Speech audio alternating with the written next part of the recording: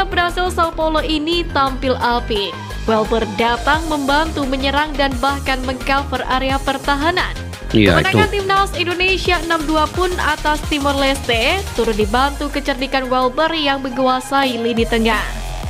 Sayangnya, jelang akhir pertandingan, Welber Jardim sempat adu body dengan pemain Timor Leste. Ini kah yang dia... Kaki kanan Welber terkena senggolan pemain Timor Leste, sedangkan lutut kiri pemain Sao Paulo tersebut menjadi tumpuan yang salah. Pada menit ke-82, Welber Jardim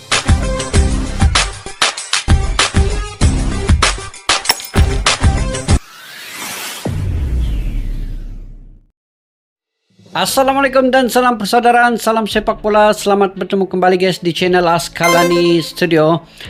Oke, apa kabar? Semoga kalian sehat sejahtera, dimurahkan rezeki selalu dan sentiasa sukses dalam apa jua yang kalian usahakan. Oke guys, hari ini Malaysia akan melawan Thailand untuk menentukan juara grup, dan juara grup ini akan melawan Indonesia.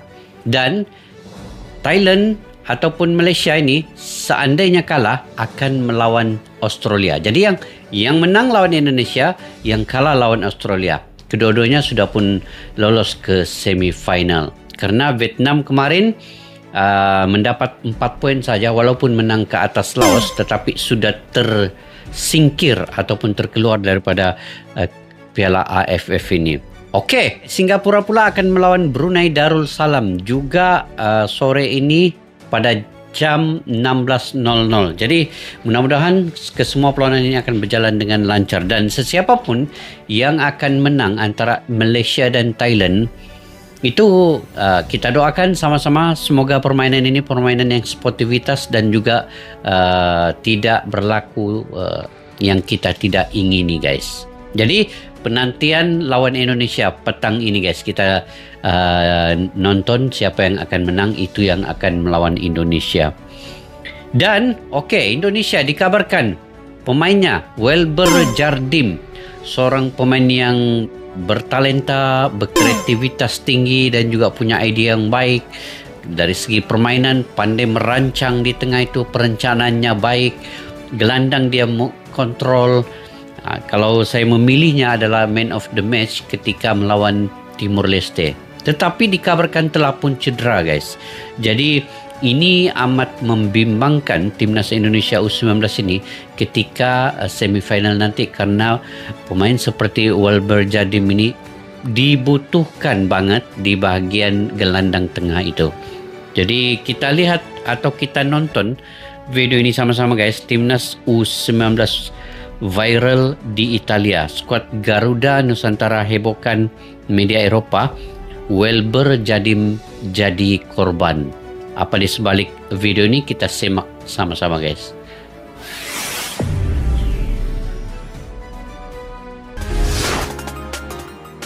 Jadi korban taktik Indra Syafri, Welber Jardim terancam absen di semifinal. Kemenangan timnas Indonesia U19 atas Timor Leste dalam matchday terakhir grup A Piala AFF U19 2024 pada Selasa malam harus dibayar mahal. Welber Jardim mengalami cedera lutut yang disinyalir cukup. Tengok. Kemenangan lawan Timor Leste itu harus dibayar mahal karena Welber Jardim cedera di lutut.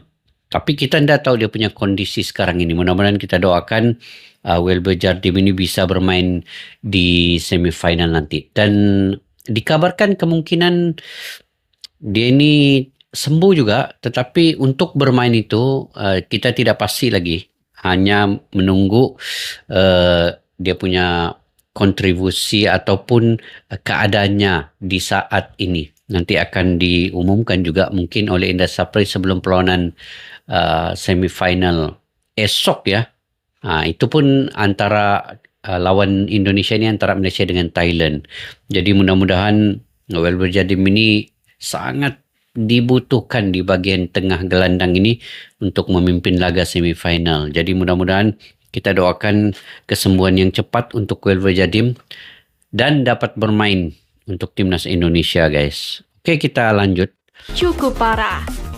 Dalam pertandingan di Stadion GBT Surabaya, pelatih Indra Syafri menurunkan Welber Jardim sebagai starter untuk pertama kalinya di lini tengah. Pemain milik klub Brasil Sao Paulo ini tampil apik. Welber datang membantu menyerang dan bahkan mengcover area pertahanan. Kemenangan Timnas Indonesia 6-2 pun atas Timor Leste turut dibantu kecerdikan Welber yang menguasai lini tengah. Sayangnya, jelang akhir pertandingan, Welber Jardim sempat adu bodi dengan pemain Timor Leste. Ini kah yang dia... Kaki kanan Welber terkena senggolan pemain Timor Leste, sedangkan lutut kiri pemain Sao Paulo tersebut menjadi tumpuan yang salah. Pada menit ke-82, Welber Jardim pun harus ditarik keluar dari lapangan. Ia terlihat mengerang kesakitan di arena lutut kiri. Setelah pertandingan usai, Welber Jardim terlihat keluar stadion GBT menggunakan kursi roda. Video Welber duduk di kursi roda pun viral di media sosial. Kondisi ini tentu menjadi mengkhawatirkan karena Welber terancam bakal absen di laga semifinal Piala AFF U19 2024. Atas insiden ini, beberapa warganet pun menyoroti strategi rotasi pemain yang dilakukan Indra Syafri. Mereka mempertanyakan ketika kedudukan sudah unggul, kenapa pemain-pemain potensial tidak disimpan saja tenaganya. Untuk kemudian tenaganya digunakan untuk menghadapi laga semifinal yang tentunya lebih berat ketimbang melawan Timor Leste. Kini Iya, mungkin juga kan guys, sebab masa itu Indonesia sudah menang ya. Sudah mendahului hingga 5 gol. Tetapi Welber Jardim masih dimainkan. Dan mungkin Indra Syafri tidak mengetahui bahwa selepas ini akan bermain semifinal. Dan pemain-pemain yang sudah bermain itu perlu direhatkan. Mana-mana pemain yang akan menyarung jersey atau bermain di semifinal nanti itu perlu direhatkan sebenarnya. Kalau dipantau dari segi kecergasan, kebugaran semasa perlawanan itu, seharusnya pemain-pemain yang sudah tahu cara permainannya memang potensinya untuk ke semifinal itu perlu direhatkan. Tetapi ini semua kita tidak dapat melihat secara overall ya pemain itu, dan itu pun dilanggar oleh pemain Timor Leste. Kita tidak tahu bahwa Welber Jardim itu mendapat kecederaan yang sebegitu serius. Sebab kalau kita melihat hanya kecederaan biasa, tetapi nampaknya kalau melihat daripada raut wajah Welber Jardim itu sendiri, macam kecederaan ini kecederaan yang serius dan tidak memungkinkan untuk dia tampil di semifinal nanti. Apapun kita lihat kondisi mungkin hari ini dan esok bagaimana, mungkin ada perkembangan yang bagus. InsyaAllah kita doakan yang terbaik guys. Oke, lanjut. Indra Syafri coba menjelaskan keputusannya dan alasan dibalik mempertahankan tim inti. Dalam hal ini, Indra Syafri menjelaskan hanya ingin memaksimalkan potensi skuad. Istilah rotasi ini yang menurut saya jangan rancu. Rotasi itu kan pergantian. Pergantian itu bisa di babak pertama atau di babak kedua. Saya dan para pelatih tentu akan mempertahankan tim inti, karena tim inti juga membutuhkan jam bertanding untuk persiapan kalau nanti kita ke semifinal, kata Indra Syafri. Tentu kita berharap tidak ada kondisi yang serius dialami oleh Welber Jardim. Namun jika keadaan membuatnya harus absen, maka Indra Syafri pun memiliki beberapa opsi pengganti seperti Tony Firmansyah dan Vigo Dennis untuk di lini tengah. Kalau tengah Vigo Dennis boleh. Fakta unik Timnas Indonesia U19 di fase grup Piala AFF U19 2024. Fakta uniknya. Pertama, sukses cetak 2 digit gol. Sepanjang 3 laga fase grup A ajang AFF Cup U19 2024, Timnas Indonesia U19 sukses mencetak 14 gol sejauh ini. Melansir dari laman aseanfootball.org, Arkan Kakak dan kawan-kawan sudah mencetak 14 gol di ajang tersebut dan hanya kebobolan 2 buah gol. Gol-gol itu dicetak oleh Iqbal Dwi Jangge sebanyak 3 gol, James Raven 3 gol, Kade Arel 3 gol, Arliansyah Abdul Manan 2 gol, Kaviatu Rizky 1 gol, Arkan Kakak 1 gol dan 1 gol terakhir melalui bunuh diri lawan. Timnas Indonesia pun juga sukses mencatatkan 2 kali clean sheet pada saat laga melawan Filipina dan Kamboja sebelum rekor tersebut dipatahkan saat dibobol oleh Timor Leste di laga terakhir kemarin. Kedua, pemain belakang produktif. Fakta yang cukup unik lainnya di Timnas Indonesia U19 selama ajang AFF Cup U19 2024 sejauh ini adalah deretan bek-bek sayap yang dikenal cukup tajam dalam mencetak gol. Melansir dari laman resmi PSSI, pssi.org, 2 nama bek Timnas Indonesia U19 yakni Iqbal Kwijangge dan Kade Arel turut menjadi pencetak gol terbanyak. Bahkan kedua nama tersebut juga bersaing dengan Jens Riven yang notabene merupakan seorang striker dengan juga mengkoleksi 3 gol sejauh ini. Hal itu pun kian menunjukkan bahwa siapapun pemain di Timnas Indonesia U19 bisa memiliki kesempatan mencetak gol. Ketiga, pemain depan tidak tumpul. Ada pula fakta menarik lainnya di babak grup A ajang AFF Cup U19 2024 bagi Timnas Indonesia, di mana kedua penyerang utama skuad Garuda Muda, yakni Jens Riven dan Arkan Kaka sama-sama telah mencetak gol sejauh ini. Jens Riven tercatat mencetak 3 gol dan Arkan Kaka 1 gol. Diharapkan pundi-pundi gol kedua pemain tersebut kian bertambah di babak gugur nanti.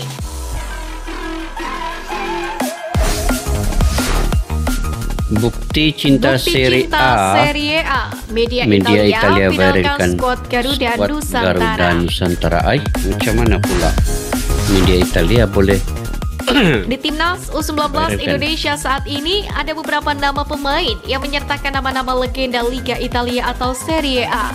Sebut saja Arkan Kaka, Figo Dennis, Alvarez Buffon, dan Toni Firmansyah. Hal ini pun menarik perhatian salah satu media Italia IFTV yang mengaku kaget banyak pemain masa depan Timnas Indonesia bernama para legenda Serie A. Sebelumnya IFTV juga menyoroti nama legenda AS Roma yang jadi nama seorang anak Indonesia, di mana anak Indonesia tersebut bernama Totti De Rossi yang berasal dari Cirebon. Namanya viral di media sosial usai foto rapot pautnya tersebar di internet.